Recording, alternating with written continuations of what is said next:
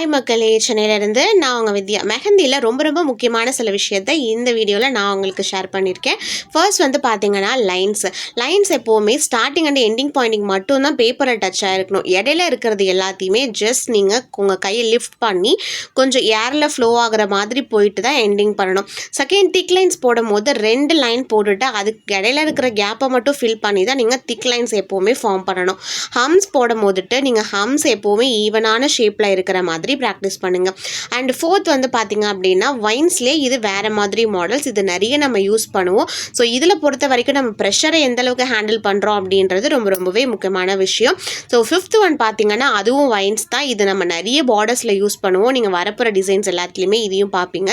And last வந்து பார்த்தீங்க அப்படின்னா டியர் ட்ராப்ஸ் ஆல்சோ நம்ம ப்ரெஷரை எந்த அளவுக்கு கண்ட்ரோல் பண்ணுறோம் அப்படின்றத பொறுத்து தான் இந்த டிசைனை நம்மளால் போட முடியும். ஸோ இதில் நீங்கள் எப்படி மிஸ்டேக் பண்ணுவீங்க அப்படின்றதையும் நான் சைடில் கொடுத்துருக்கேன்.